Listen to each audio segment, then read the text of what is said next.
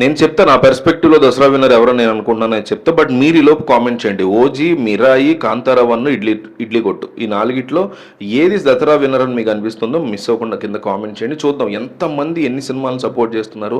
ఒకే సినిమాని ఇప్పుడు ఓజీకి ఎక్కువ కామెంట్లు వస్తాయా, కాంతారాకి ఎక్కువ కామెంట్లు వస్తాయా, ఇడ్లీ కొట్టుకు వస్తాయా, మిరాయికి వస్తాయా, క్లియర్ కట్గా చూద్దాం. అయితే వీడియోలోకి వెళ్తే మనం రిలీజులు బట్టి మాట్లాడుకుందాం, ఓకేనా. ఫస్ట్ రిలీజ్ ఏదైంది అలా ఆఖరిలో మనం కంపేర్ చేద్దాం.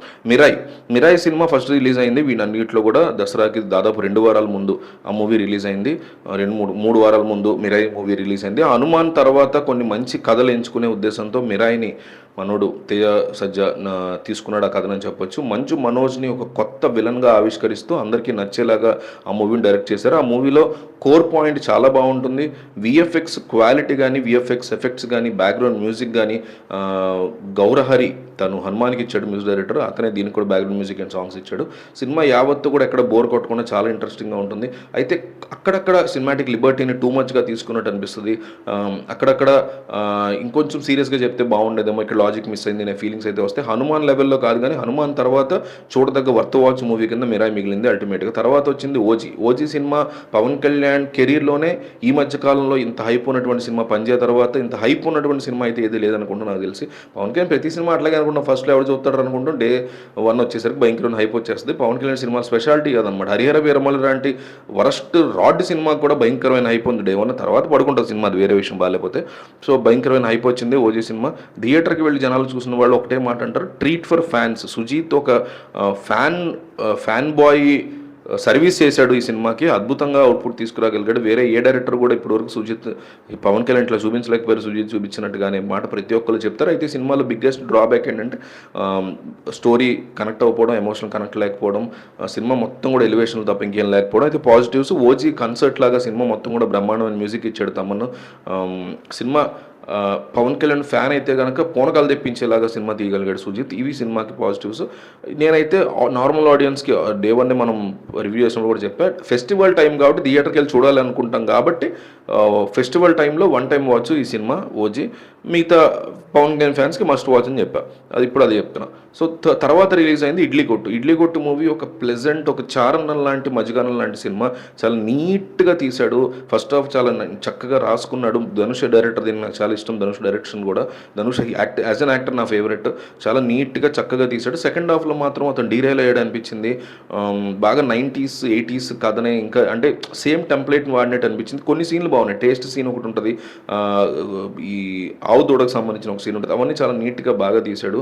కానీ కొన్ని చోట్ల డీరైల్ అయ్యింది కథ అనిపిస్తుంది. సో ఈ సినిమా అయితే థియేటర్లో చూడదగ్గ సినిమా కాదు. ఫెస్టివల్ అయినా కూడా ఓటీటీ కోసం వెయిట్ చేసి ఓటీటీలో ప్లెజెంట్గా ఉంది, ఈరోజు నేను ఒక మంచి సినిమా చూడాలనుకుంటున్నాను అనుకున్నప్పుడు చూడదగ్గ సినిమా. ఆ తర్వాత కాంతారా మూవీ మనం ఆల్రెడీ రివ్యూ చేసాము మన ఛానల్లో.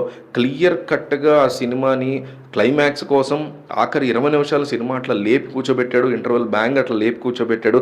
అజీష్ లోక్నాథ్ ఇచ్చినటువంటి బ్యాక్గ్రౌండ్ మ్యూజిక్ కానీ, సినిమాకి సంబంధించిన మీకు రిషబ్ శెట్టి పెర్ఫార్మెన్స్ కానీ, 2 బిగ్ కోర్ రీజన్ సినిమా చూడడానికి అండ్ క్లైమాక్స్ కూడా.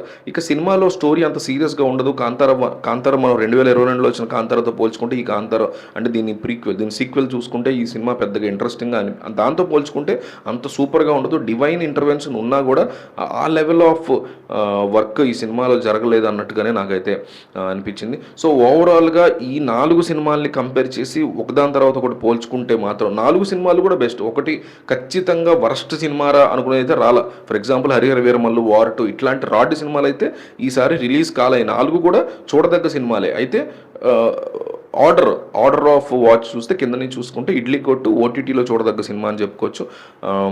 ఓజీ వచ్చేసి ఓన్లీ పవన్ కళ్యాణ్ ఫ్యాన్స్ చూడదగ్గ సినిమా అని చెప్పుకోవచ్చు. మిరాయ్ అందరూ ఎంజాయ్ చేయదగ్గ సినిమా, థియేటర్కి వెళ్ళి ఒక మంచి థియేటర్ల ఎక్స్పీరియన్స్ అని చెప్పుకోవచ్చు. దీనిని మించినటువంటి థియేటర్ల ఎక్స్పీరియన్స్ కాంతారా 1 అని చెప్పుకోవచ్చు. సో కాంతారా 1 డెఫినెట్లీ దసరాకి విన్నర్ కింద కన్సిడర్ చేయొచ్చు. మార్జినల్గా ఓజీ కూడా బ్రేక్ ఈవెన్ అయిపోతుంది. ఈ వీకెండ్ అయ్యేసరికి వాళ్ళ సాటర్డే కదా, ఇవాళ రేపటికి బ్రేక్ ఈవెన్ అయిపోద్ది. మండే ట్యూస్డేకి సినిమా బ్రేక్ ఈవెన్ అయిపోద్ది. బట్ పవన్ కళ్యాణ్ రేంజ్కి మార్జినల్ హిట్ మాత్రమే వస్తుంది. Very sad thing. Mirai already break even అయిపోయింది, చాలా పెద్ద బ్లాక్ బస్టర్గా నడుస్తుంది. ఇడ్లీ కొట్టు తెలుగు వరకు బ్రేక్ ఈవెన్ అయ్యే అవకాశాలు ఉన్నాయి. నెక్స్ట్ వీక్ కూడా అయ్యే ఛాన్సెస్ ఉన్నాయి, మొన్న రిలీజ్ అయింది కాబట్టి. కాంతారా 1 వచ్చేసి ఖచ్చితంగా బ్రేక్ ఈవెన్ అవుతుంది, నెక్స్ట్ వీకెండ్కి అయినా అవుతుంది. లాంగ్ రన్ ఉండే సినిమాగా చెప్పుకోవచ్చు. కాంతారా సీక్వెల్ ఏదైతే మీకు గుర్తుందో 2022లో వచ్చింది, అది కూడా లాంగ్ రన్లో ఆడింది. ఇది కూడా అట్లాగే లాంగ్ రన్లో ఆడుతుంది. ఆఖరి 20 నిమిషాల కోసం థియేటర్కి వీళ్ళు అందరూ చూడదగ్గ సినిమా కాబట్టి డెఫినెట్లీ దసరా సీజన్కి విన్నర్ మాత్రం కళ్ళు మూసుకుని కాంతారాకి ఖచ్చితంగా ఇచ్చేయచ్చు. 2 డబ్బింగ్, 2 తెలుగు లాంగ్వేజ్ వచ్చినటువంటి సినిమాలు.